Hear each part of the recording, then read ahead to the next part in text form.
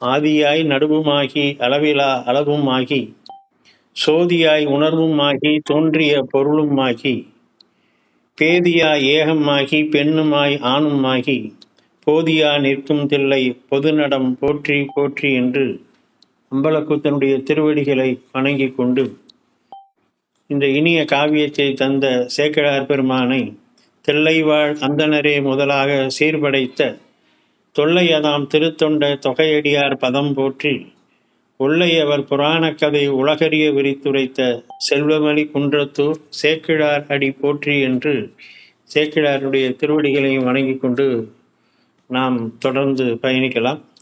சென்ற வாரத்திலே திருநீல நக்கர் அவருடைய பண்பு நலங்கள் என்ன என்கின்ற பொழுது இரு பிறப்பாளர்களாகிய 3 தீயை வளர்க்கின்ற அந்தணர்களுடைய குலத்திலே பிறந்தவர்.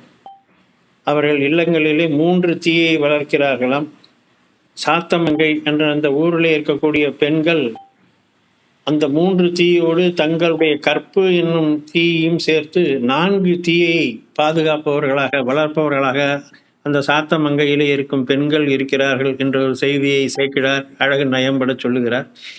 அதில் நீலநக்கர் அந்தண மரபை சார்ந்தவர்.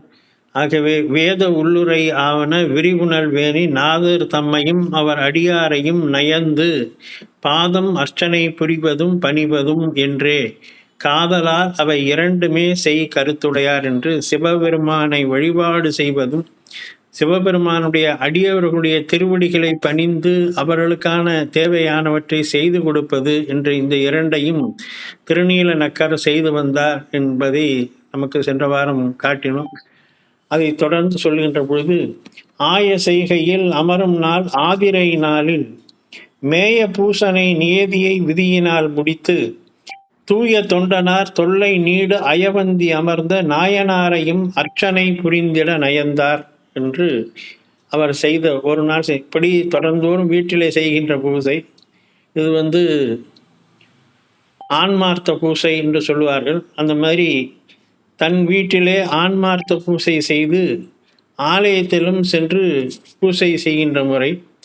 ஆதிரை நாள் நமக்கு எல்லாருக்கும் தெரியும். திருவாதிரை மார்கழி மாதத்தில் வரக்கூடிய திருவாதிரை நட்சத்திரத்திலன்று நடராஜ பெருமானுக்கு நடைபெறுகின்ற அற்புதமான ஒரு அபிடேகம். ஆனி திருமஞ்சனமும் மார்கழி திருவாதிரையும் நடராஜ பெருமானுடைய 6 அபிடேகங்களிலே சிறப்பான 2 அபிடேகங்கள். இந்த 2 அபிடேகங்களும் சிதம்பரத்திலே ராஜசபையிலே ஆயிரங்கால் மண்டபத்திலே நடத்தப்பெறுகின்றது. இந்த ஆதிரை நாளுக்குன்னா வான மண்டலத்திலே ஆதிரை நட்சத்திரம் என்ற ஒரு நட்சத்திர தொகுதி இருக்கிறது. அந்த நட்சத்திரத்தினுடைய தொகுதியை பார்க்கின்ற போது நடராஜ பெருமானுடைய தோற்றம் போல் அந்த நட்சத்திர மண்டலத்தினுடைய அமைப்பு இருக்கிறது என்று வானியல் வல்லுநர்கள் சொல்லுகிறார்கள். பெருமானுக்கு உகந்த நட்சத்திரம் ஆதிரை நட்சத்திரத்தில் சிவபெருமான் பிறக்கவில்லை. அதை முதல்ல நம்ம புரிஞ்சுக்கணும். சிவபெருமான் பிறப்பும் இறப்பும் இல்லாதவன், தாயும் இலி தந்தையும் இலி தான் தனியன். அவனுக்கு பிறப்பும் இல்லை இறப்பும் இல்லை. அதனால திருவாதிரை நட்சத்திரத்தில் பிறந்தவன்னு சொல்லக்கூடாது. திருவாதிரை நட்சத்திரத்தை உகந்து கொண்டவன் அந்த நட்சத்திரம். ஏன்னா அந்த நட்சத்திரம் சிவந்த நிறமாக இருக்கக்கூடியது.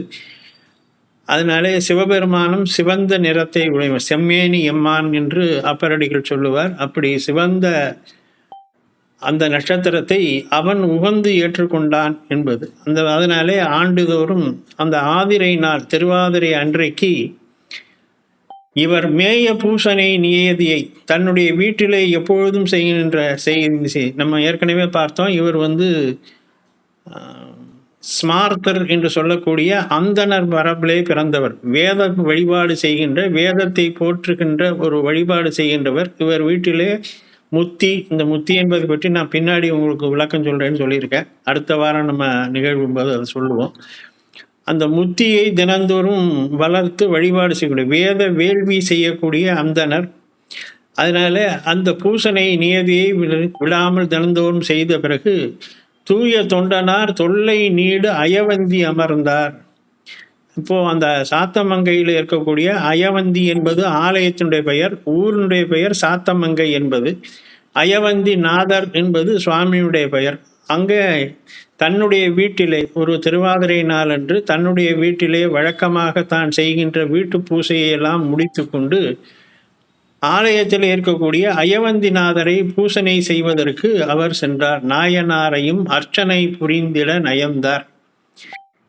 இது நைமித்திக பூசைன்னு சொல்லுவாங்க. ஆலயத்தில் நித்திய பூசை, நைமித்திக பூசை என்று 3 வகையாக பூசைகள் அங்கே இருக்கும். அதாவது இது தினந்தோறும் அந்தந்த கோயில்களுடைய ஆகமங்கள் மற்றும் பூசை முறைகளுக்கு ஏற்றபடி 6 கால பூசை உள்ள கோயில்கள், 3 கால பூசை உள்ள கோயில்கள், 2 காலம் காலை மாலை என்று 2 வேளை மட்டும் பூசை செய்யக்கூடிய இப்படி கோயில்களில் பலவிதமாக இருக்கும்.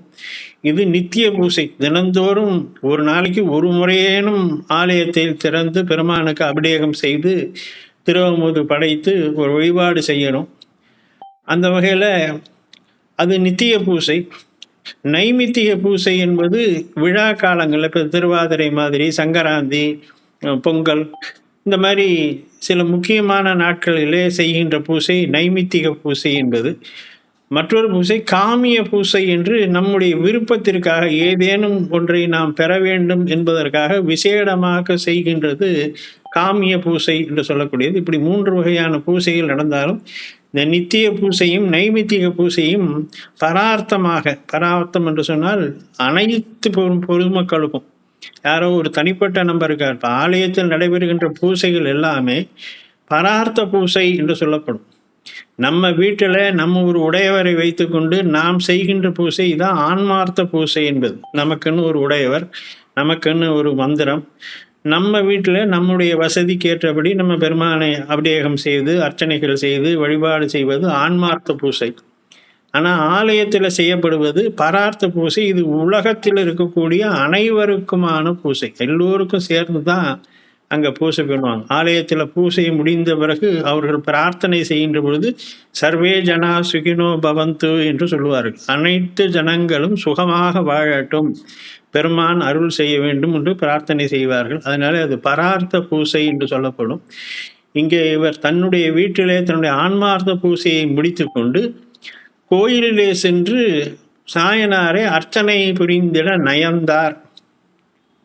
இந்த நயந்தார் என்று சொல்வது மிக்க அன்போடு பெருமானை பூசிக்க வேண்டும் என்ற விருப்பம் மனதிலே மிகுந்து அளவு கடந்து பொங்கிட அந்த விருப்பத்திலே செல்லுவது.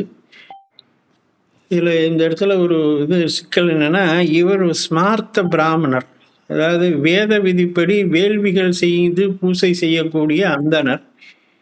இவர் ஆலயத்திலே சென்று பரார்த்த பூசை செய்யப்படுகின்ற இதுகளில் செய்ய முடியுமா என்றது இன்றைய காலங்களில் ஒரு கேள்விக்குறி. ஏன்னா ஆலயத்தில் சிவபெருமானுடைய திருமேனியை தீண்டி பூசை செய்யும் உரிமை சிவாச்சாரியார்கள் என்று நம்ம இப்போ சொல்லுகின்ற குருக்கள் என்று கூப்பிடுவோம், வழக்கில் குருக்கள்னு கூப்பிடுவோம். சிவாச்சாரியார்கள் என்பது அவர்களுடைய திருநாமம். அவர்களுக்கு மட்டும்தான் உரிமை உண்டு. மற்ற வேறு யாரும் சிவபெருமானுடைய திருமேனியை தீண்டுவதற்கு உரிமையற்றவர்கள். சிவாச்சாரியார்கள் மட்டும்தான் தூண்டி அந்த திருமேனியை தீண்டி பூசை செய்யும் உரிமை பெற்றவர்கள். ஆனால் இவர் அந்தனர், வேதம் ஓதுகின்ற அந்தனர். இவர் எப்படி பூசை செய்ய முடியும் என்கிற போது இந்த சம்பவம் 1000 ஆண்டுகள் முன்னாடி, ஏன்னா ஞானசம்பந்தர் காலத்தை சேர்ந்தவர் இவர். அப்போ அந்த மாதிரி வழிபாடு செய்கின்ற முறையும் இருந்திருக்கிறது என்பது தெரிகிறது. இரண்டாவது, இவர் சிவ தீட்சை பெற்று ஆகம முறைப்படி பூசை செய்கின்றதையும் இவர் தன்னுடைய தகுதியாக பெற்றிருக்கிறார். இவர் வேதம் ஓதுகின்ற அந்தனராக இருந்தாலும் ஆகம முறைப்படி சிவதீட்சை பெற்று சிவபெருமானை பூசிக்கின்றவராகவும் அவர் இருந்திருக்கிறார் என்பது தெரிகிறது. இந்த மாதிரி இருக்கக்கூடிய, அதாவது வேதம் ஓதுகின்ற ஸ்மார்த்த பிராமணர்களாக இருந்தவர்கள் ஆகம முறைப்படி சிவதீட்சை பெற்று சிவபெருமானை வழிபடுகின்றவர்களுக்கு மகா சைவர்கள் என்பது ஒரு பெயர்.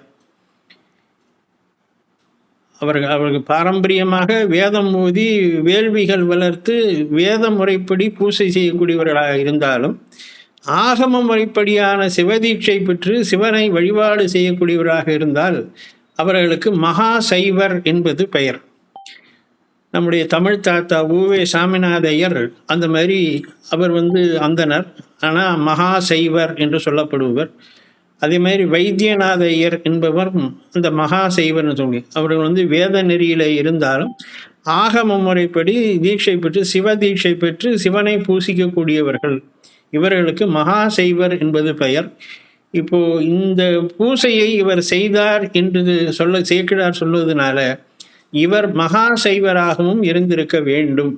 அப்பதான் ஆலயத்துக்குள்ளே சென்று சிவலிங்க திருமேனியை தீண்டுகின்ற உரிமை. ஆனால் இவர் பரார்த்தமாக செய்யவில்லை, ஆன்மார்த்தமாகவே அதையும் செய்கிறார். இதில் நமக்கு இன்னொரு செய்தி நமக்கு என்ன தெரிகிறதுன்னா, அந்த காலத்துல ஆலயத்துக்கு செல்கின்ற எல்லோருமே சென்று திருமேனியை தொட்டு வழிபடக்கூடிய ஒரு அமைப்பு இருந்திருக்கிறது என்று தெரிகிறது. இந்த அமைப்பு மாறி சிவாச்சாரியார்கள் தான் வழிபட வேண்டும் என்பது 10ஆம் நூற்றாண்டுக்கு பிறகு ஏற்பட்ட ஒரு அமைப்பாக இருக்கும். அதுக்கு முன்னாடி எல்லாருமே அவரவர்கள் சென்று வழிபாடு செய்யக்கூடிய, இன்றைக்கு இப்போ வட இந்தியாவில் இருக்கக்கூடிய மாதிரி ஒரு அமைப்பு இருந்திருக்க வேண்டும். ஏன்னா அப்பரடிகள் திருவையாறை பாடுகின்ற போது அந்த மாதர் பிறை கன்னியானை மலையான் மகளோடும் பாடி போதொடு நீர் சுமந்து ஏத்தி புகுவார் அவர் பின் புகுகின்றேன்கிறார். போதுன்னு சொன்னா மலர், போதோடு நீர் தண்ணீரையும் நீர் பூக்களையும் எடுத்துக்கொண்டு மக்கள் உள்ளே செல்லுகிறார்கள், பெருமானை வழிபடுகிறார்கள். அவங்க பின்னாடி நானும் போனேன் என்று அப்பரடிகள் சொல்கிறார். அப்போ பூவும் நீரும் பூசைக்கு உரியன பூவும் நீரும் தான். அப்பரடிகள் பல இடங்கள்ல அதை சொல்றார், பூவும் நீரும் அப்படின்னு சொல்லுவார். அந்த பூவையும் நீரையும் கொண்டு போய் அவரவர்களே பூசிக்கின்ற ஒரு முறை ஞானசம்பந்தர் அப்பரடிகள் காலத்தில் இருந்திருக்கலாம். அந்த வகையில் பார்க்கின்ற பொழுது இவர் தன்னுடைய வீட்டிலே ஆன்மார்த்த பூசையை முடித்துவிட்டு அயவந்திக்கு சென்று அங்கேயும் பெருமானை ஆன்மார்த்தமாக பூசிக்கிறார். பரார்த்தமாக இல்லை, ஆன்மார்த்தமாக பூசை செய்ய முயன்றிருக்க வேண்டும் என்பது தெரிகிறது. அதற்கு காரணம் அவர் மகா சைவர் என்பதனாலே, தீட்சை பெற்றவர் என்பதனாலே அவருக்கு அந்த வாய்ப்பு இருந்திருக்கலாம். அதை இங்க சொல்லுகிறார், நாயனாரையும் அர்ச்சனை புரிந்திட நயந்தார். அந்த அர்ச்சனை செய்வதற்காக அங்கே போனாராம். இந்த அர்ச்சனை என்று சொன்னால் பொதுவாக இப்போ நம்முடைய காலத்தில் அர்ச்சனைன்னு சொன்னோம்னா தேங்காய் பழம் வெத்தலை பாக்க கொண்டு போய் கொடுத்து அவங்க சிவாச்சாரியார்கிட்ட கொடுத்து பேரு நட்சத்திரம் சொல்லி அவங்க பெருமானுடைய அந்த நாமங்களில் எவ்வளவு முடியுமோ 108 நாமங்கள், 108ல் அவங்க 16 சொல்லுவாங்க, 10 சொல்லுவாங்க, 32 சொல்லுவார். அவருடைய நேரங்காலத்துக்கு ஏற்றபடி அந்த மந்திரங்களை சொல்லி பூவை இட்டு தேங்காயை உடைத்து நைவேத்தியம் செய்து நமக்கு கொடுக்குறாங்க. இதை இப்போ அர்ச்சனைன்னு நம்ம இப்போ சொல்கிறோம். ஆனால் அர்ச்சனை என்பதற்கு முழு பொருள் பூசையின் அங்கங்கள் அத்தனையும், முழு பூசையையும் சேர்த்து தான் அர்ச்சனை என்று இங்கே சேக்கிழார் சொல்கிறார். நாயனார் அர்ச்சனை புரிந்திடன்னு சொன்னால் எல்லாம் என்னன்னு சொன்னால் அர்க்கியம் கொடுத்தல். முதல்ல ஒரு தேவதையை, ஒரு சொரூபத்தை நாம் பூசை செய்வதென்றால் அதை முதல்ல அர்க்கியம் என்று சொல்லுவார்கள். அடுத்து பாத்தியம், கால் கழுவ நீர் கொடுத்தல், கை கழுவ தண்ணீர் கொடுத்தல், அப்புறம் திருமஞ்சனம் செய்தல். திருமஞ்சனம்னா அபிஷேகம் செய்தல். அப்புறம் திருமஞ்சனம் முடிந்து அலங்காரங்கள் செய்தல். அந்த அலங்காரங்கள் செய்து திருநீர் பூசுதல், சந்தனம் வைத்தல், மலர்களை இடுதல், மாலை இடுதல், அப்புறம் சாம்பிராணி தூபம் காட்டுதல், அப்புறம் தீபங்கள் காட்டுதல், அப்புறம் திரு அமுது செய்வித்தல், நைவேத்தியம் செய்தல், அப்புறம் துதி பாடுதல், அந்த தெய்வத்தை போற்றி அர்ச்சனைகள் செய்தல் அல்லது ஏதேனும் பாடல்கள் பாடுதல். இது எல்லாம் சேர்த்து மொத்தமாக தான் அர்ச்சனை என்பது அடங்கும். இங்கே சேக்கிழார் காட்டுவது அந்த அர்ச்சனை என்பது இவ்வளவும் செய்கிறது. அப்போ நீலநக்கர் இவ்வளவையும் அங்கே செய்திருக்கிறார் என்பது தெரிகிறது. அச்சினை புரிந்திட நயந்தார். உரை உள் ஆகிய மனை நின்றும் ஒருமை அன்புற்ற முறைமையால் வரு பூசைக்கும் முற்ற வேண்டுமென துறைவர கொண்டு மனைவியார் தம்மோடும் கூட இறைவர் கோயில் எய்தினர் எல்லையில் தவத்தார். இந்த முறைமையால் வரு பூசை அப்படின்னு இதுல சொல்லுகிறார். முறைமையால் வரு பூசை என்பது ஆகமங்களிலே சொல்லப்பட்டிருக்கிற விதிமுறைப்படி பூசை செய்தல். அதுதான் முறைமையால் வரும் பூசை. இப்படித்தான் செய்யணும் அப்படின்னு சொல்லியிருக்கக்கூடிய அந்த விதிப்படி செய்தல்.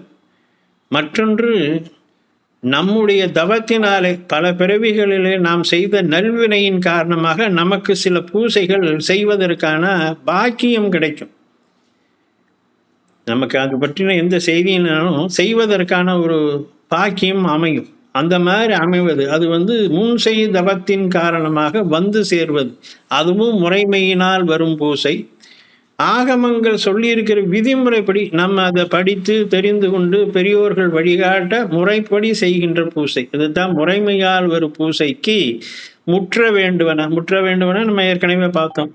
அர்ச்சனை பண்ணுவதற்கான சந்தனம் வேணும், குங்குமம் வேணும், வாழைப்பழம், மற்ற பொருள்கள், அபிஷேக பொருள்கள் எல்லாவற்றையும் எடுத்துக்கொண்டு ஒருமை அன்புற்றமா இதை செய்யணுங்கிற அந்த ஆர்வம், அன்பு தலைப்படணும். அதுதான் நயம்தார்னு முன்னாடியே சொன்னார். நம்ம இந்த பெருமானை அர்ச்சனை செய்ய வேண்டும், பெருமானை வழிபட வேண்டும் என்றால் முதல்ல மனதில் அந்த அன்பு பெருகணும், காதல் பெருகணும். பெருமானை அபிஷேகம் செய்யணும், அலங்காரம் செய்யணும், அர்ச்சனை செய்யணும் என்ற அந்த ஆர்வம் நமக்கு தலை தூக்கணும். இங்கே அப்படித்தான் வருகிறார். ஒருமை அன்புற்ற முறைமையால் குறைவர கொண்டு மனைவியார்த்தம் தன்னுடைய மனைவியும் அழைத்து கொண்டார். கோயிலுக்கு அவர் எல்லையில் தவத்தார் என்று அவரை பற்றி சேக்கிழார் ஒரு அற்புதமான செய்தி சொல்கிறார். எல்லையில் தவம் என்பது வழிபாடு செய்வதற்கே நமக்கு ஒரு தவம் இருக்கணும். மணிவாசகர் அவன் அருளாலே அவன்தாள் வணங்கினர். சாமியை கும்பிடுறது கூட அவ்வளவு எளிதில்லை. கோயில் பக்கத்திலேயே இருப்பான் வீடு, ஆனால் கோயிலில் போய் ஒரு நாள் கூட எட்டி பார்த்துருக்க மாட்டான். அப்படி இருக்கக்கூடியவங்களும் இருக்காங்க.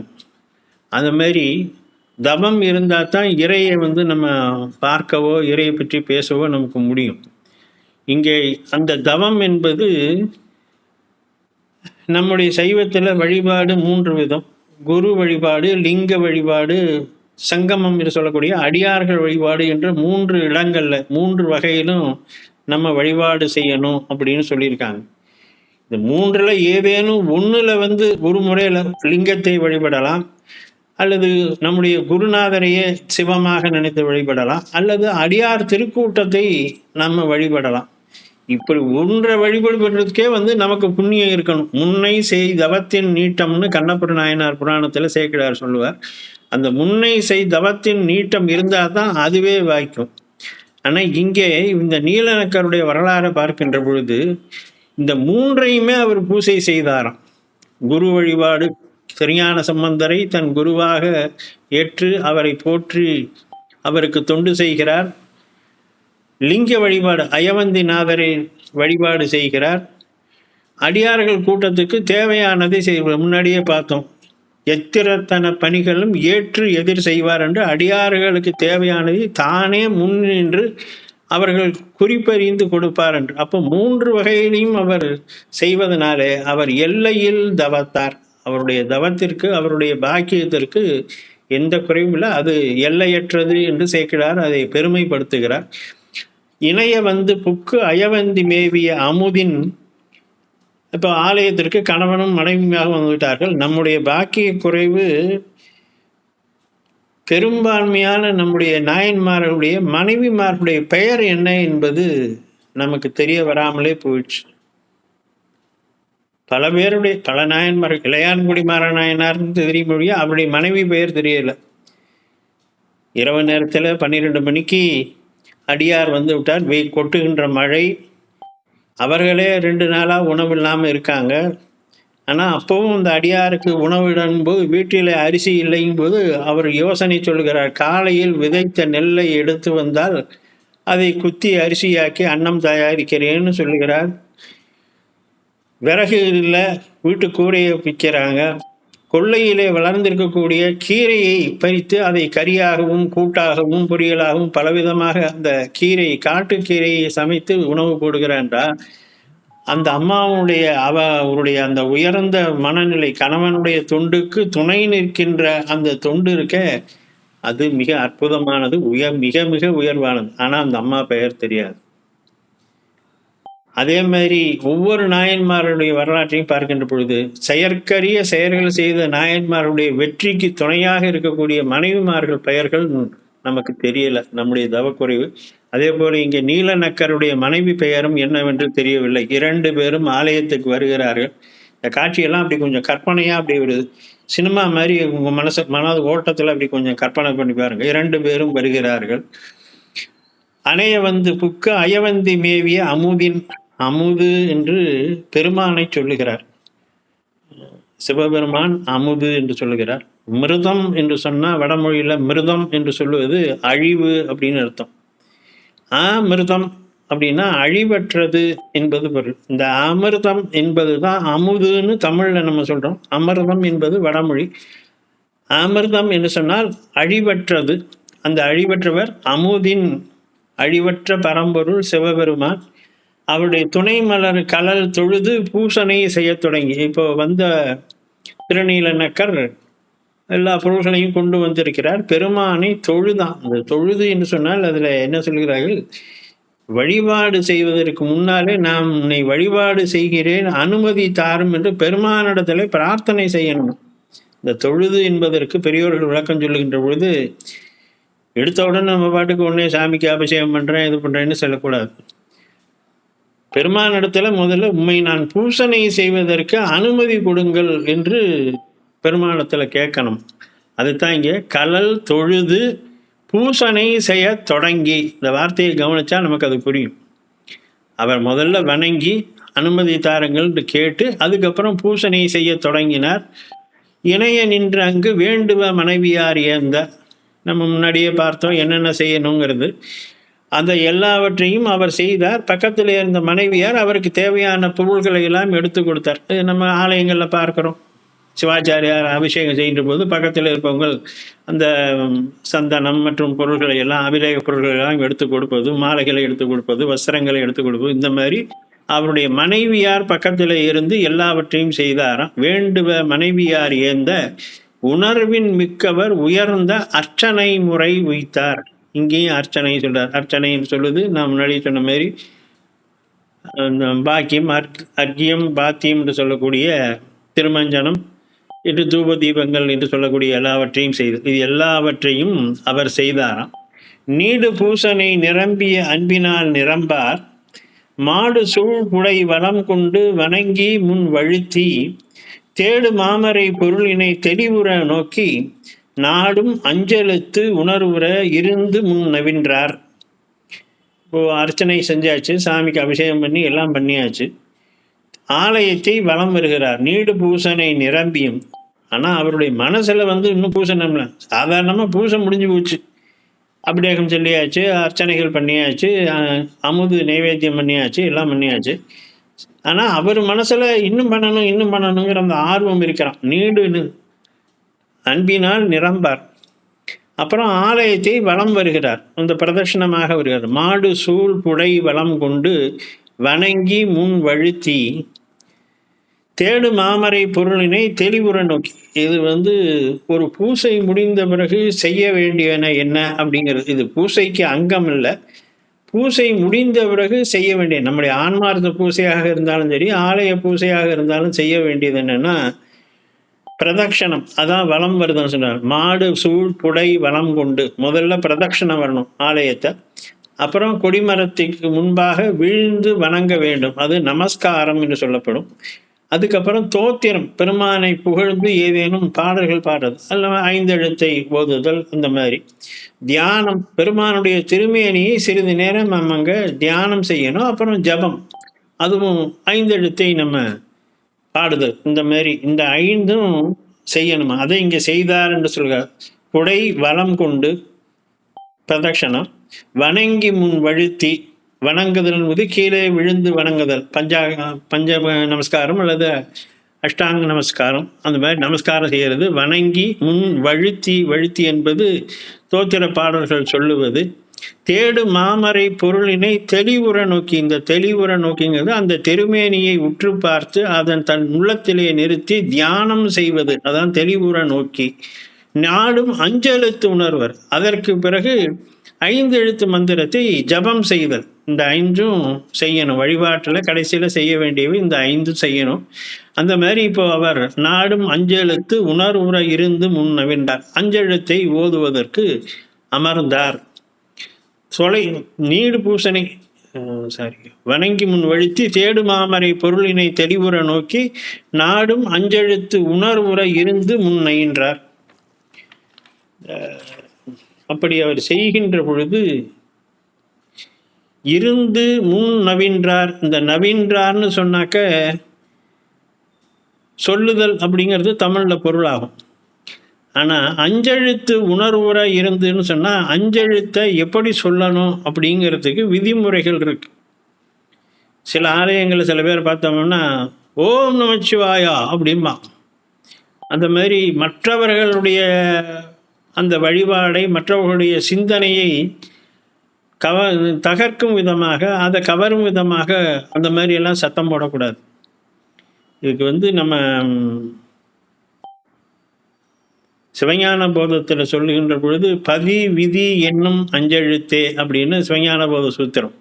பதி விதி என்னும் அஞ்செழுத்தே, எந்த முறைப்படி என்னணும், எப்படி என்னணும், எப்படி சொல்லணுங்கிறதுக்கு விதிமுறைகள் இருக்கு. அந்த விதிமுறை மீறாமல் அந்த விதிமுறைப்படி அஞ்செழுத்து சொல்லணும். அப்போ அஞ்செழுத்தை வாய் விட்டு சொல்றது இல்லை. அதை பெரியோர்கள் சொல்லுவது மத்திமை வாக்கினாலே பிறர் காதுகளில் கேட்காத வண்ணம் தன் உள்ளத்தில் இருந்து சொல்லுதல். இதுக்கு பேர் கணித்தல்னு பேர். இது சொல்லுறது இல்லை.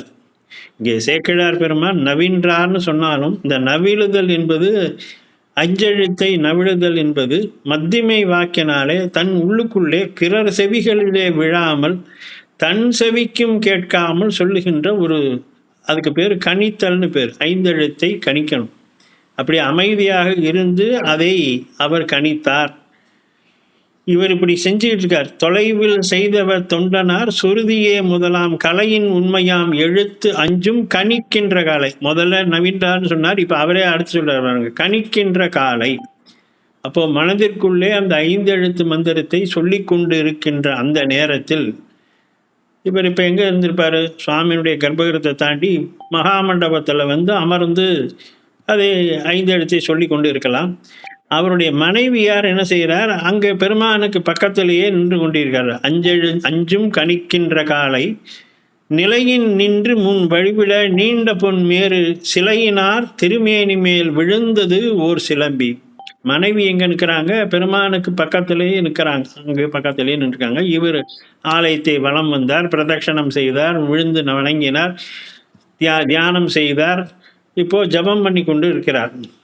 அப்போ அந்த திருமேனி மீது நிலையின் நின்று முன் வழிவிட நீண்ட பொன் மேறு சிலையினார். சிவலிங்க திருமேனி அந்த மேல் பானத்தின் மேலே ஒரு சிலந்தி, அது அநேகமாக அது வலை பின்னி இருக்கலாம். இந்த வலை பின்னுகின்ற பொழுது சிலிப்பாகி அந்த சிலந்தியானது பெருமானுடைய அந்த பானத்தின் மேலே விழுந்தது. நிலையினார் திருமேனி மேல் விழுந்தது ஓர் சிலம்பி. பெருமானுடைய சிவலிங்க திருமேனியுடைய மேல் பானத்திலே மேலிருந்து ஒரு சிலந்தி பூச்சியான விழுந்தது. அந்த சிலந்தி என்பது சிலந்தி பூச்சி. இது ஒரு விஷம் பொருந்திய பூச்சி. அதுக்கு பேர் சுதை சிலம்பி என்பது பெயராம். இது பட்ட இடமெல்லாம் கொப்புளத்தை உண்டாகும். அது உடம்புல அந்த சிலந்தி பட்ட உடனே அந்த இடத்துல விஷம் பரவி உடனே கொப்புளமாக உடம்பு முழு அந்த சிலந்தி எங்கே உடம்புலாம் பரவுகிறதோ அங்கெல்லாம் அந்த கொப்புளங்கள் ஏற்படுமா. அப்படிப்பட்ட ஒரு சிலந்தி பூச்சியானது சுவாமியுடைய திருமேனி மேலே விழுந்தது. விழுந்த போதில் அங்கு அயல் நின்ற மனைவியார் விரைவுற்று எழுந்த அச்சமோடு இளங்குழவியில் விழும் சிலம்பி ஒழிந்து நீங்கிட ஊதி முன் துமிப்பவர் போல பொழிந்த அன்பினால் ஊதி மேல் துமிந்தனர் போக. இப்போ அந்த அம்மா, அவருடைய மனைவியார் அங்கே பக்கத்திலேயே நின்றுட்டு இருக்காங்க.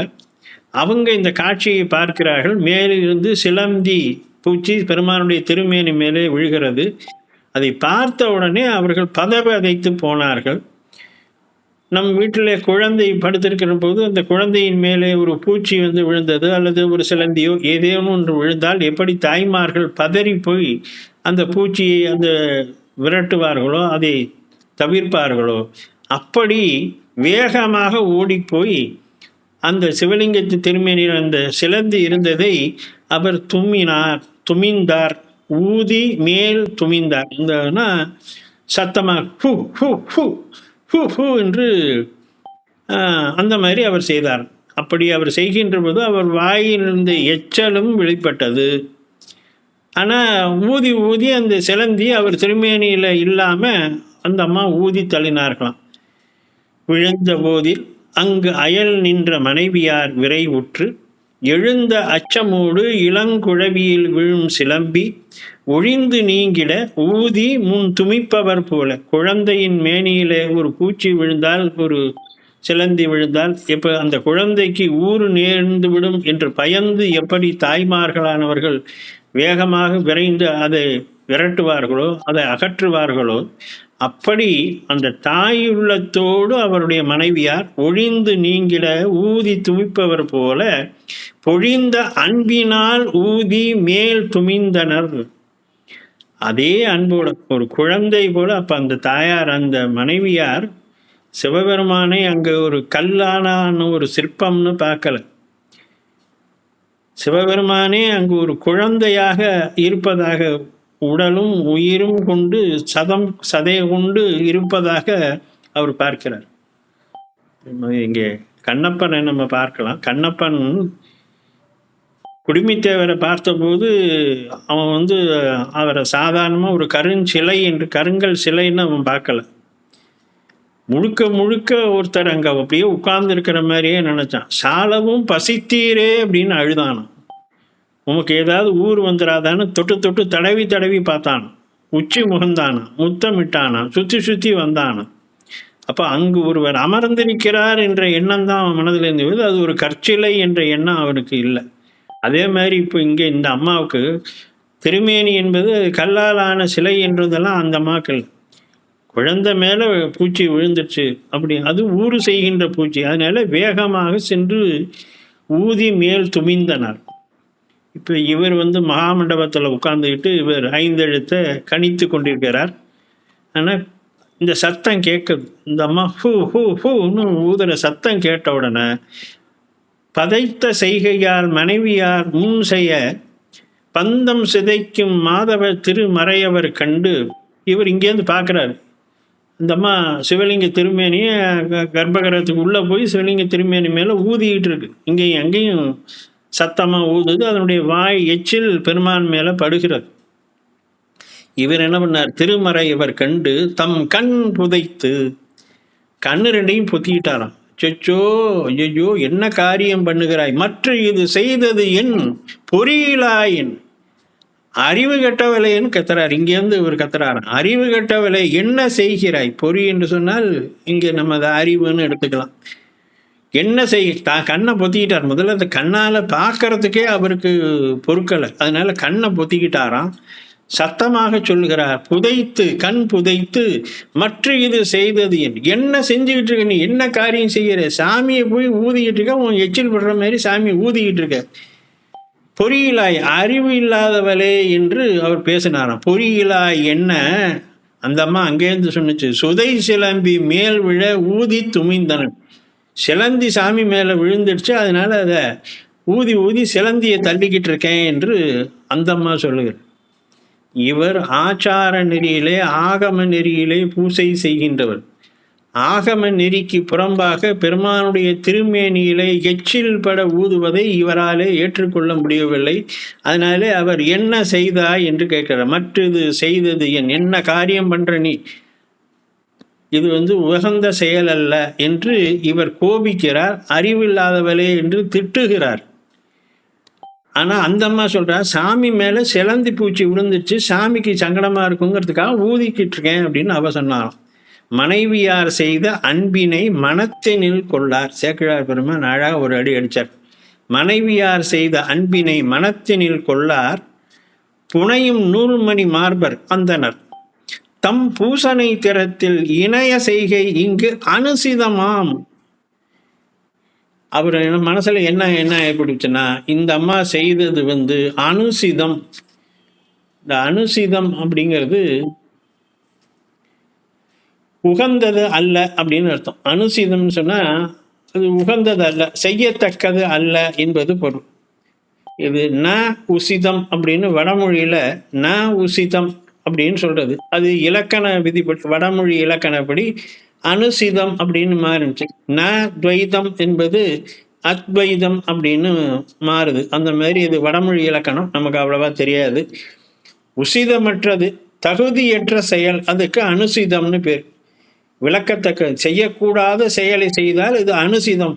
அப்போ இவர் என்ன சொல்றார், தம் பூசனை திறத்தில் இணைய செய்கை. அவர் ஆச்சார முறைப்படி பூசனை செய்பவர், ஆகம விதிப்படி பூசனை செய்பவர்.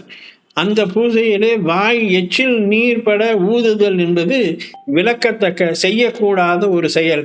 அதனை மனைவி செய்கிறார் என்ற இவர் நினைவுல என்னாச்சா, இவளை இனிமே நம்ம இங்க வச்சுக்க கூடாது, இவளை நீக்க வேண்டும், இவளை விட்டு நீங்கி விட வேண்டும். எப்போ ஆசாரத்தும் அல்லாத ஆகம விதி பூசைக்கு உதவாத ஒரு செயலை, செய்யக்கூடாத செயலை செய்தாரோ அப்பொழுது இவளை விட்டுவிட வேண்டும் என்று நினைத்தாராம். நினைவினால் அவர் தம்மை விட்டு அகன்றிட நீப்பார். இந்த நீப்பார் என்ற சொல்லு மனைவியை துறந்து விடுதல் அப்படிங்கிற பொருள்ல அவர் சொன்னார். மின்னெடுஞ்சடை விமலர் மேல் விழுந்த நூல் சிலம்பி தன்னை வேறு ஒரு பரிசினால் தவிர்ப்பது தவிர முன்னணைந்து வந்து ஊதி வாய் நீர்பட முயன்றாய் உன்னை யான் இனி துறந்தனன் ஈங்கு என உரைத்தார். மனைவி கிட்ட போய் சத்தம் போட்டார். சாமி மேல பூச்சி விழுந்துருச்சுன்னா அதுக்காக அதை வேற விதத்துல எடுக்க முடியாதா, ஏதாவது ஒரு குச்சியை வச்சு தள்ள முடியாதா, அல்லது துணியை வச்சு தள்ள முடியாதா, உன் வாயில இருக்கிற உன் எச்சில் படுற மாதிரி சாமி மேல போய் ஊதி உன் எச்சில் சாமி மேல பட்டு சாமிக்கு அனுசிதம் ஏற்பட்டு போச்சு, சாமி தோஷப்பட்டு போய்விட்டார் அப்படின்னு மனைவியை அவர் திட்டுகிறார். தன்னை வேறு ஒரு பரிசினால், வேறு ஒரு பரிசு என்பது வேற வகையில எப்படியாவது வேறொரு மெத்தடில் அந்த சிலந்தியை நீ அகற்றி இருக்கணும். முன்னணைந்து வந்து ஊதி வாய் நீர்பட முயன்றாய். உன்னுடைய எச்சில் சாமி மேல தெரிஞ்சு போச்சு, அதனால இனிமே நான் உன்னோட குடும்பம் நடத்த தயாரா இல்லை, உன்னை நான் மனைவியாக ஏற்க தயாரா இல்லை, உன்னை யான் இனி துறந்தனன் ஈங்கு என்று துரைத்தார். அப்போ அந்த மாதிரி அவர் கோபப்பட்டு மனைவியை விட்டு விட்டு என்ன செய்தாரா, அஞ்சும் உள்ளமுடு இனி துறந்தனைங்க. மற்ற வேளையில் கதிரவன் மலைமிசை மறைந்தான், உற்ற ஏவலின் மனைவியார் ஒழுவழி நீங்க முற்ற வேண்டுவ பழுதுதீர் பூசனை முடித்து கற்றை வேணியார் தொண்டரும் கடிமனை புகுந்தார். சத்தம் போட்டார் மனைவிய, நீ இனிமேல் எனக்கு மனைவியா இருக்க முடியாது, நான் உன்னை ஏற்க மாட்டேன்னு சொல்லி இது பண்ணாரு. அப்போ மாலை காலம் முடிந்து இரவு தொடங்க ஆரம்பித்தது. இரவு நேரம். மற்ற வேளையில் கதிரவன் மலைமிசை மறைந்தான், சூரியன் மறைந்து இருள் தொடங்கியது. உற்ற ஏவலின் மனைவியார், இந்த உற்ற ஏவல் கணவன் சொல்லுக்கு மறுசொல் சொல்லாதவர். அவர் என்ன சொன்னாரோ அந்தபடி அந்த அம்மா என்ன செஞ்சாங்க, ஒரு ஓரமாக ஒதுங்கி நின்றார்களாம். ஏன் அப்படின்னா முன்னாடியே சொல்லுகிறார், தங்கள் கற்பு என்னும் 4வது தீயையும் வளர்ப்பவர்கள் படவார்கள்னு. அந்த கற்பு என்பது கணவன் சொல் திறம்பாமை அப்படின்னு ஒரு இலக்கணம். கற்பு என்பது கணவன் சொல் திறம்பாய், கணவன் சொன்ன வார்த்தைக்கு மறுவார்த்தை பேசாத அதை அப்படியே ஏற்றுக்கொள்வதுதான் கற்பு எனப்படுவது அப்படின்னு ஒரு இலக்கணம் சொல்றாங்க. இப்போ அந்த அம்மா என்ன சொன்னாங்க, உன்னை நான் துறந்தனன்னு சொன்ன உடனே அந்த வார்த்தையை ஏற்றுக்கொண்டு மனைவியார் ஒரு வழி, அந்த அம்மா ஒரு ஓரமா ஒதுங்கி போய் நின்று கொண்டார்கள். இப்போ இவர் என்ன பண்ணாரு, வாய் எச்சில் பட்டுடுச்சுன்னு சொல்லி பிராயச்சித்த பூஜை பண்றார். மறுபடியும் சாமிக்கு ஆகம விதிப்படி பிராயச்சித்த பூஜைகள் செய்து மீண்டும் சாமியை முழுக்காட்டி தன்னுடைய வீட்டிற்கு கிளம்பினார். கற்றை வேணியார் தொண்டரும் கடிமனை புகுந்தார். மனைவியை அங்கேயே விட்டுட்டாரு கோயில்ல. அந்த அம்மாவை திரும்பி கூட பார்க்கல. அந்த அம்மா ஒரு பக்கமா ஒதுங்கி நிற்குது, கணவனார் சொல்லுக்கு மறுசொல் சொல்லக்கூடாதுன்னு ஒதுங்கி நிற்குது. இவர் தன்னுடைய வீட்டிற்கு வந்து சேர்ந்தாராம். அப்பொழுது இரவு அவர் வீட்டிலே படுத்து கொண்டிருந்தார். அப்பொழுது என்ன நடந்தது, அதற்கு மேலே அந்த மனைவியார் என்ன செய்தார் என்பதை தொடர்ந்து நம்ம அடுத்த வாரத்தில் பார்க்கலாம். திருச்சிற்றம்பலம். ஐயா, ஆன்ம பூஜைங்கிறதுக்கு கொஞ்சம் விளக்கம் சொல்லுங்க. ஆன்ம பூஜைங்கிறது தீட்சை பெற்று நமக்கென்று ஒரு உடையவரை கொண்டு தனியாக பூசை செய்தது ஆன்ம பூசைங்கிறது. சரிங்க. அதாவது தீட்சையில சமய தீட்சை, விசேட தீட்சை, நிர்வாண தீட்சை, ஆச்சாரிய அபிஷேகம்னு 4 விதமான தீட்சை இருக்கு.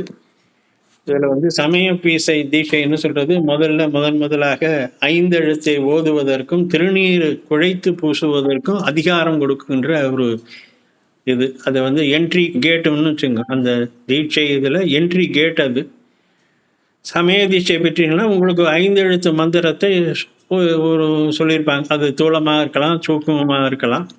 அந்த மந்திரத்தை நீங்கள் உச்சரித்து நீங்க பூசை செய்வதற்கு அதுக்காக உள்ளது. அதாவது திருநீரை பூசுவதற்கும் மந்திரம் ஜபிப்பதற்கும். இப்ப நீங்க உபதேசம் பெறாமல் நீங்க 5 எழுத்து சொன்னீங்கன்னா அதுக்குள்ள பலன் என்பது பலன் கிடைக்கும், பலன் இல்லாமல் இல்லை, ஆனா குறைவாக இருக்கும்.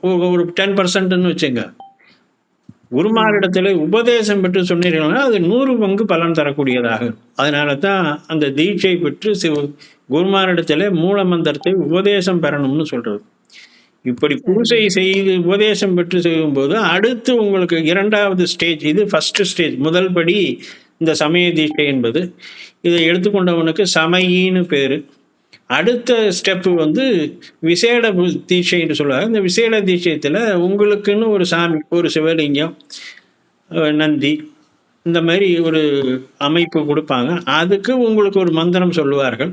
அதை எப்படி பூசிக்கிறதுன்னு சொல்லுவாங்க. நீங்கள் நாள்தோறும் எப்படி ஆலயத்தில் பண்ணுறாங்களோ அந்த மாதிரி அந்த மூர்த்தத்துக்கு அபிஷேகம் பண்ணி மலர்கள் சாத்தி ஒரு அர்ச்சனை செய்து ஒரு நைவேத்தியம் செய்து வழிபட்டு அந்த பொட்டிக்குள்ள நீங்கள் எங்கு போனாலும் தினந்தோறும் அந்த பூசை செய்யப்பட வேண்டும்.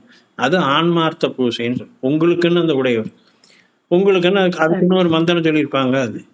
அதுக்கு மேலே இருக்கக்கூடியது நிர்வாண தீட்சைன்னு சொல்றது. இது 2ஐயும் தாண்டி இப்போ இதில் பூசை முறை செய்கிறோம். அடுத்தது வேள்வி செய்யணும். ஒரு சிறு சிவ வேள்வி ஒன்று செய்யணும், அப்புறம் அபிஷேகம் செய்யணும், அப்புறம் மந்திரம் ஜபிக்கணும். அந்த மாதிரி 3 உண்டு அவங்களுக்கு. இப்போ சமய தீட்சை பெற்றவனுக்கு மந்திரம் ஜபிக்கிறதோட சரி, விசேட தீட்சை பெற்றவங்களுக்கு மந்திரமும் ஜபிக்கணும், சிவபெருமானை அபிஷேகம் செய்து பூசையும் செய்யணும். நிர்வாண தீட்சை பெற்றவர்களுக்கு மந்திரமும் ஜபிக்கணும், அபிஷேகம் செய்யணும், அதற்கு மேலே வேள்வி செய்யணும். சிவ வேள்வி என்று ஒரு சிறு வேள்வியும் செய்யணும். அந்த மாதிரி 3 அவர்களுக்கு உண்டு. இதுக்கு மேலே ஆச்சாரிய அபிஷேகம் என்பது ஒன்று இருக்கு. அது அத்துவாக்களை நீக்குதல், தத்துவங்களை எல்லாம் நீக்கி நம்முடைய முன் கர்மங்களை எல்லாம் நீக்கி தீட்சை கொடுத்தல். அது பெரிய நிலை. இது 3ஐயும் தாண்டி போகணும். இது 3 தான் பெரும்பாலும் நம்ம ஏற்றுக்கொள்ளலாம். அதுல முதல் நிலையில உள்ளது சமய தீட்சை. 2வது நிலை இந்த ஆன்மார்த்த பூசை செய்தல். தனிப்பட்ட முறையில் நமக்கென்று ஒரு உடையவர். இப்போ உங்க உடையவரை வேற யாரும் பூச முடியாது. உங்க பையனே இருந்தாலும் நீங்க அவர் பண்ண முடியாது. உங்க கணவரா இருந்தாலும் பண்ண முடியாது. உங்களுக்குள்ள சாமி உங்களுக்கு மட்டும்தான். நீங்க மட்டும்தான் அவரை பூசிக்க முடியும். அதுதான் ஆன்மார்த்த பூசைன்னு சொல்றது. கோயில்ல செய்வதெல்லாம் பரார்த்த பூசை. அது உலகம் முழுமைக்குமானது பரார்த்த பூசை. இது நமக்காக மட்டும், நம்முடைய இதுக்காக மட்டும் செய்யறோம். இன்னும் ஒரு சந்தேகம் ஐயா. காலையில கம்ப்யூட்டர் சாம்பிராணி 2 பத்தி தீபம் கட்டுறது, இது சூடம் கட்டுறது, இதெல்லாம் நெய்வேத்தியம் செய்யறோமே. சாயந்தரமும் அது மாதிரி சாம்பிராணி, பத்தி, நெய்வேத்தியம் அதெல்லாம் மறுபடி சாயந்தரம் புது பூ எல்லாம் மாத்துறேன். அதனால அது மாதிரி செய்யணுமா? செய்தால் சிறப்பு, செய்வது சிறப்பு. ஏன்னா பூசைன்னு சொன்னாலே அதுக்கு பூவும் நீரும் தூபமும் கொண்டுதான் பூசை, நாமதும் கொண்டுதான் பூசை செய்யணும். அதான் மாலையில தேவாரம் திருவாசகம் பாடுறோம்ல, அதனால மாலையிலயும் அது மாதிரி செய்யறேன். அது என்னன்னு கேக்குறேன், வேற ஒண்ணும் இல்ல. ஒரு நேரம் செய்தால் சிறப்பு, செய்தால் சிறப்பு. சரிங்க ஐயா. செய்யணும்னு தான் சொல்லியிருக்கு. ஆனா இந்த கால சூழ்நிலைகள் நமக்கு அந்த மாதிரி வாய்ப்பு இல்லை. காலையில ஒரு நேரம் மட்டும்தான் பூஜை செய்வதற்கு வாய்ப்புகள் இருக்கும். செய்ய முடிஞ்சா செய்யலாம். எத்தனை முறை வேண்டுமானாலும் பெருமானை பூஜை பண்றதுல நமக்கு ஆசை தான் இருக்கணுமே ஒழிய அது அப்படி அப்படியான்னு நம்ம இன்னும் ரெஸ்ட்ரிக்ஷன் பண்ணணும். உங்களுக்கு வாய்ப்பு கிடைக்கும் போதெல்லாம் பெருமானுக்கு பூஜை செய்யலாம். அது ஒரு நாளைக்கு எங்கேயாவது போயிட்டாலே ஒரு குற்றம் மாதிரி தெரியும். சாயந்தரம் தேவாரம் திருவாசகம் இதெல்லாம் 1 மணி நேரம், அம்மன் பாட்டு இதெல்லாம் நிறைய படிப்பேன். மத்தியானம் சாதம் புது எண்ணத்துல வச்சு கொஞ்சம் நெய்யிட்டு ஒரு பாட்டு பாடிட்டு விளக்கேத்தி தீபம் காட்டுவேன். அதுதான் 3 நேரம், சில நேரம். நல்லதுமா, முடிஞ்ச வரையும் செய்யுங்க. ஏழும் வண்ணம்னு சொல்லிதான் சொல்றாங்க. அதாவது பூசை செய்யணுங்கிற ஆசை இருக்கணும் நமக்கு.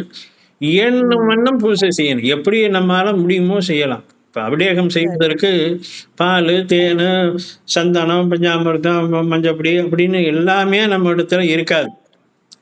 அப்போ ஏதேனும் ஒன்றுதான் இருக்கலாம். அப்போ எதுவும் இல்லாததை மனதினாலே கொண்டுன்னு சொல்லுவாங்க. சண்டேச நாயனார் அபிஷேகம் பண்ணுகின்ற பொழுது பால் மட்டும்தான் அவர்கிட்ட இருந்தது. அவருடைய வரலாற்றில் பார்க்கிறோம் நம்ம. பால் மட்டும்தான் அவர் இருந்தது. பாலை பண்ணார். மற்றதெல்லாம் என்ன பண்ணார்? மனதினாலே கொண்டார். இது இளநீர் அப்படின்னு பச்சை தண்ணி எடுத்து, அப்பா இது இளநீர் அபிஷேகம், அப்பா இது சந்தன அபிஷேகம் அப்படின்னு நம்ம, ஏன்னா நம்முடைய மனம் தான் காரணம் முக்கியமா. அப்படி பண்ணலாம். சரிங்க. எனக்கு ஜஸ்தி அந்த வேலு சிவன் சிலை, மற்றபடி இன்னொன்று பிள்ளையார் மூணையும் ஒரு தட்டில் வச்சு மஞ்சப்பொடி இந்த சந்தனம் எல்லாம் கலந்து, அடுத்தது பால், அடுத்தது விபூதி மூணையும் செஞ்சுட்டு அப்புறம் பூவெல்லாம் ஜோடிச்சு இது பண்ணுறது பழக்கமாக போச்சு. கார்த்திகை ஜஸ்தி முடிந்தவரை செய்யும், முடிந்தவரை செய்யும். ஒன்றும் அதே தான் இன்பம் பெருகும் இயல்பினால் ஒன்று காதலித்து உள்ளமும் ஓங்கிட ஐயா வண்டுள்ளார் அடியார் அவர் வான்புகள் நின்றதெங்கும் நிலவி உலகலாம். திருச்சிற்றம்பலம். சரிங்க. சரி சொல்லுங்கம்மா. யாரு? ஐயா நமஸ்காரம் ஐயா. இது நடராஜர் விக்கிரகம் வீட்டுல வாங்கி வச்சு பூஜை பண்ணலாமா? பண்ணலாம். அது எப்படி பண்ணணும்? ஏதாவது முறையா பண்ணணுமா அப்படின்னு கேக்குறேன். நடராஜருக்கு 6 காலம் நம்ம அபிஷேகம். வருஷத்துல 6 முறை தான் அபிஷேகம். 3 நட்சத்திரத்திலையும் 3 திதியிலையும் பண்றது. தினந்தோறும் அதற்கு ஒரு மலர் சாத்துங்க, ஒரு நைவேத்தியம் பண்ணுங்க, ஒரு விளக்கேற்றுங்க, ஒரு மலர் சாத்துங்க, ஒரு நைவேத்தியம் பண்ணுங்க. அபிஷேகம் பண்றதுங்கிறது இந்த 6 காலம் நமக்கு தெரியும்.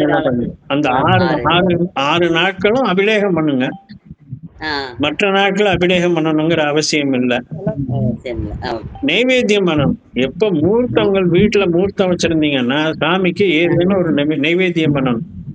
அதாவது நமக்கு பார்ப்பதற்கு அது சிலையா இருந்தாலும் உடம்போடு ஒருத்தர் நம்ம வீட்டுல இருக்கிற மாதிரி தான். அப்ப அவருக்கு சாப்பாடு போடணும்.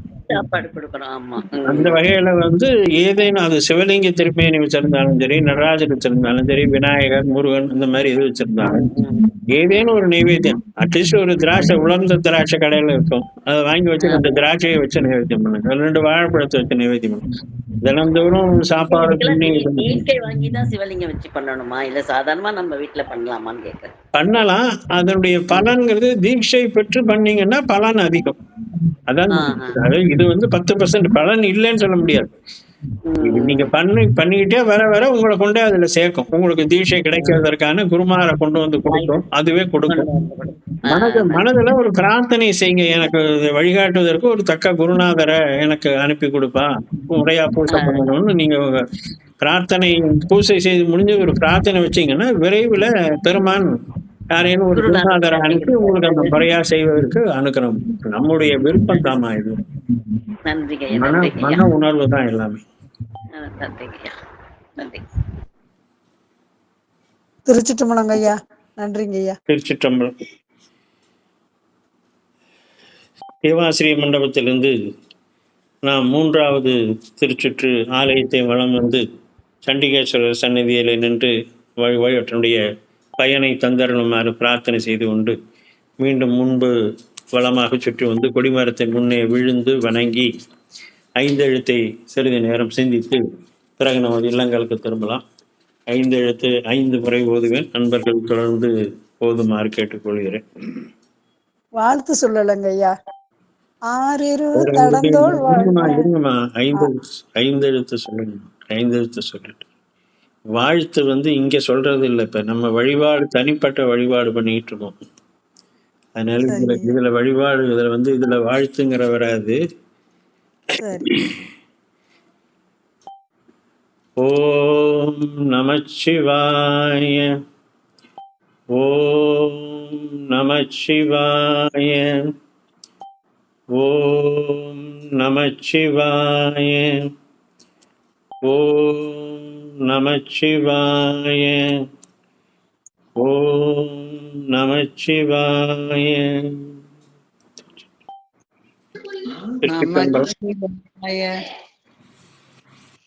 சொல்லுங்கம்மா. வழிபாடு நிறைவுற்றது. இல்லங்களுக்கு திரும்பலாம். திருச்சிற்றம்பலம். திருச்சிற்றம்பலம்.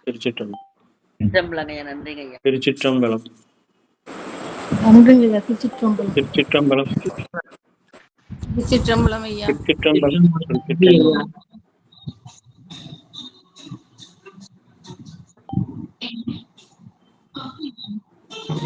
திருச்சிற்றம்பலம் ஐயா. திருவடி வணக்கம் ஐயா. திருச்சிற்றம்பலம். திருச்சிற்றம்பலம். நன்றிங்க ஐயா. சிவாய நம. திருச்சிற்றம்பலம் ஐயா. திருச்சிற்றம்பலம்.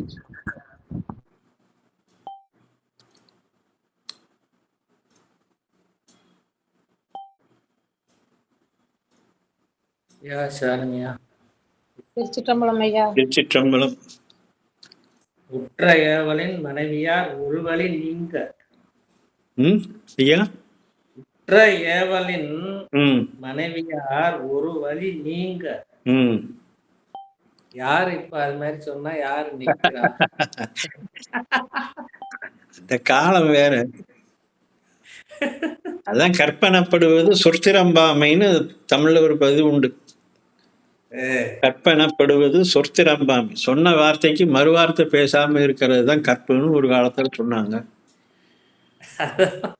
இப்ப நான் சொல்றத நீ கேளியாம்பாங்க உடனே. அது போய் வீட்டுல இருக்கும் முன்னாடி நீங்க தானே வரணும், வா. சரி, என்ன மாதிரி எல்லாம் வாழ்ந்திருக்காங்க அடியார். நினைச்சு பார்க்கும்போது எவ்வளவு அந்த அம்மாவுடைய அந்த அன்பு உள்ளம் எவ்வளவு உயர்வா இருந்திருக்கு. இவர் தன்னுடைய நெறியிலேயே நிக்கிறாரு பாருங்க. அதுதான் அந்த நாயன்மார்கள் சொல்லுது, அந்த கொண்ட கொள்கையிலேயே நிக்கிறது. எந்த நிலை வந்தாலும் அவர் அந்த ஆச்சாரம் போச்சு அப்படின்னு தான் அதை நினைக்கிற வழியா, அது மனைவி தானே அப்படின்னு இந்த அம்மா சொல்றதையும் கேட்டாரானா கேட்கலையா. உன்னை விட்டாச்சு நீ ஓ அப்படின்ட்டார். அப்ப அவ்வளவு உயர்வா அந்த ஆச்சார நெறியை கடைபிடிக்கிறதுல அவர் இது திண்ணமா இருந்திருக்காருல்ல. நம்ம அனுஷ்டானம் பண்றதுக்கு அப்படிங்கிறோம் இப்படிங்கிறோம்.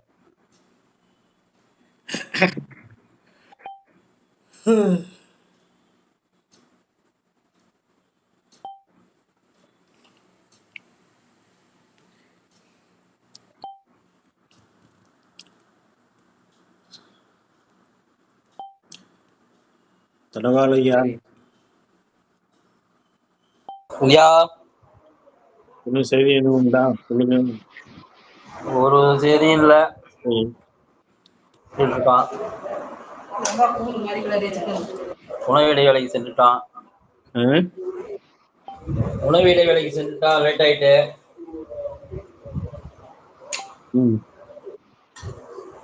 ஐயா, சொல்லுங்க ஐயா. இன்னைக்கு 28 பேர் இருந்தாங்க போல இருக்கு. இல்லையே, 28 இருந்தாங்க. கடைசியா 19 தான். 19 8 27. இல்ல மொத்தத்திலேயே 19 பேர் தான் இருந்தாங்க. இல்ல நான் பார்த்தா 20.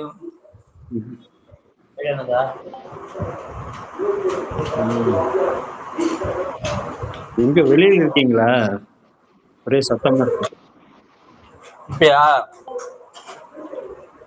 வீட்டுல டிவி பாத்துட்டு இருந்தாரு. டிவி ஓடுது. சரி சரி சரி. காதல் கேட்க கடவுள். ஆமா ஐயா. திருச்சிற்றம்பலம். திருச்சிற்றம்பலம். சொல்லுங்கம்மா. வழிபாட்டை கொஞ்சம் கடைசியில சொதப்பிட்டாங்க நம்ம வழக்கம் போல. என்ன எதை எப்ப கேட்கணும்? வழிபாடுனா ஒரு கோயிலுக்கு கூட்டிட்டு போறீங்க, அந்த கோயிலுக்கு கூட்டிட்டு போறோம், அங்க நிக்கிறோம், எல்லா அடியாரையும் பாக்குறோம், வழிபாடு செய்யறோம், எல்லாம் முடிஞ்சு எல்லாம் இல்லங்களுக்கு திரும்பலாங்கும் போது கேட்கலாம். ஏன் குமாரி அம்மா அப்படி பண்ணாங்கன்னு தெரியல. உங்களுக்கு தெரிஞ்சது அவ்வளவுதான்.